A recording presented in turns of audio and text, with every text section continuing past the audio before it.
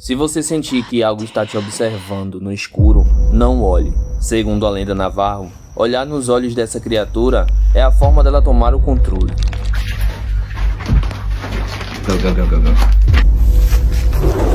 Para virar isso, uma pessoa precisa trair o próprio sangue, de um jeito que não tem mais volta. Em 1878, o medo dessa lenda levou um povo inteiro a se voltar contra 40 dos seus. E décadas depois, uma fazenda no meio do nada virou um dos lugares mais estudados e mais contestados dos Estados Unidos. Bruxaria, trauma histórico ou algo que ainda vive lá fora, no escuro? Hoje, a gente vai entrar na lenda do Skinwalker. E no final, você decide se olha ou se finge que a noite está vazia.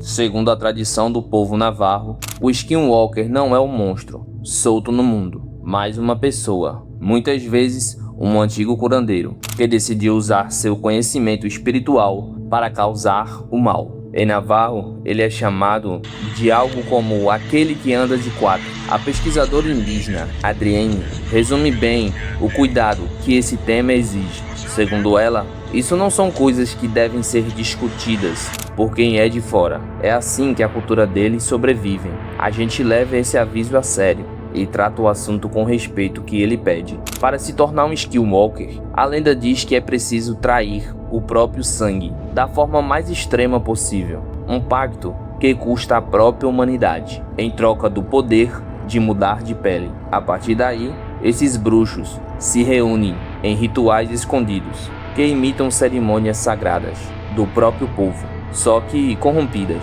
Qual seria a intenção por trás disso? A lenda aponta 3 caminhos. No primeiro, a sobrevivência. A criatura vive do tempo de vida que rouba de cada vítima e precisa continuar se alimentando de vidas alheias, ou definham e desaparecem. No segundo, é uma vingança pessoal, inveja do vizinho que prosperou, raiva antiga, ou desejo de ver alguém sofrer. No terceiro e mais perturbador, não existe motivo nenhum, só o prazer de aterrorizar, bater na janela, ficar observando no escuro, sem fazer mais nada além disso. O disfarce de animal ou imitação da voz de alguém querido nunca é o objetivo final. Isso é só a isca, porque segundo a crença, o momento que você olha direto nos olhos dessa criatura é que ela realmente consegue tomar o controle da sua mente, do seu corpo e de suas palavras. Por isso que os mais velhos ensinam: se sentir algo estranho lá fora,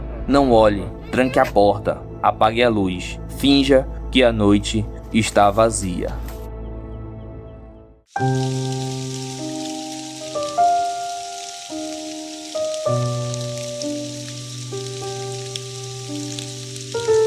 Décadas depois dos relatos modernos, a mesma crença já tinha um capítulo real trágico na história do povo navarro. Em 1864, o exército americano forçou milhares de navarros a abandonar suas terras, em uma marcha longa e brutal, conhecida como a Longa Caminhada, até um acampamento distante, chamado de Bosque Redondo. Lá, o povo enfrentou fome, doença, a sensação de ter sido abandonado pelos próprios espíritos que cultivavam. Anos depois, de volta às suas terras, esse trauma coletivo ainda pesava. Em 1878, o medo de que os bruxos tivessem entre eles responsáveis por doenças, secas, mortes inexplicáveis, resultou em um episódio conhecido como o Expurgo das Bruxas Navarro. Cerca de 40 pessoas, acusadas de serem Skinwalkers, perderam suas vidas nas mãos da própria comunidade, em uma tentativa de restaurar o equilíbrio. Historiadores comparam esse episódio como a caçada às bruxas de Salem, mas há uma diferença importante aqui. A raiz não foi só histeria religiosa, foi a resposta de um povo inteiro tentando se reorganizar depois de ter sido arrancado à força da sua própria terra. Se você curte esse tipo de investigação, deixe o like e se inscreva para acompanhar os próximos episódios. Também deixe nos comentários próximos temas que você quer ver aqui no canal.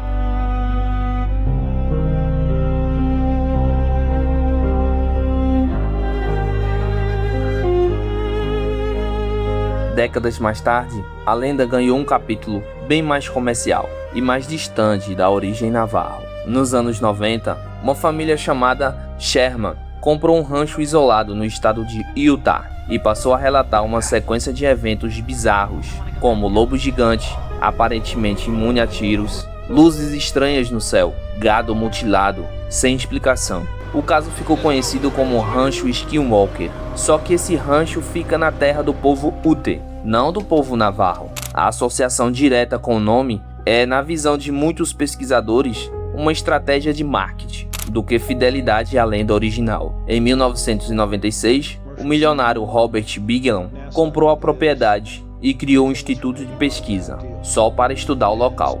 Anos de investigação, e depois o resultado oficial foi curto. Nenhuma prova conclusiva, nada. Em 2016, o rancho mudou de dono outra vez, e hoje é cenário de um programa de TV, que promete a cada temporada finalmente explicar o que acontece ali, sem nunca chegar a uma resposta definitiva.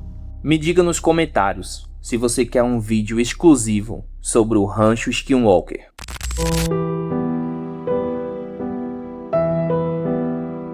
Existe também uma leitura cética sobre tudo isso. Uma das vozes mais interessantes vem de dentro da própria comunidade nativa americana. O pesquisador Noah Ness, ele mesmo indígena, argumenta que a palavra Skinwalker não precisa de explicação sobrenatural para fazer sentido. Para ele, o expurgo de 1878 nasceu como uma resposta cultural ao trauma real e recente, a fome, a perda, o sentimento de abandono após a longa caminhada. A crença em bruxos serviu como uma forma de explicar o inexplicável e tentar recuperar o controle das suas próprias vidas, que tinham sido reviradas do avesso à força. E sobre o Rancho Skinwalker, a crítica é ainda mais direta. O pesquisador cético Robert Sheffer aponta um detalhe incômodo. Os relatos mais chamativos de fenômenos paranormais começam bem na época que a família Sherman estava se preparando para vender a propriedade, o que levanta uma dúvida óbvia: até que ponto aquilo tudo não foi também uma forma de valorizar o imóvel?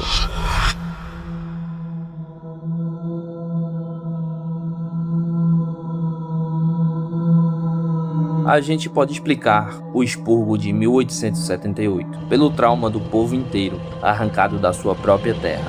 Podemos explicar o rancho pelo dinheiro e o que o nome assustador é capaz de gerar. Pode até explicar o silêncio dos mais velhos, como só uma forma de proteger o que restou da sua cultura depois de tanto ser tomado. Mas tem uma coisa que nenhuma dessas explicações resolve, porque quase toda cultura, em todo canto do mundo, existe a mesma regra, passada de geração em geração. Se você sentir algo te observando no escuro, não olhe, não responda. Finja que a noite está vazia.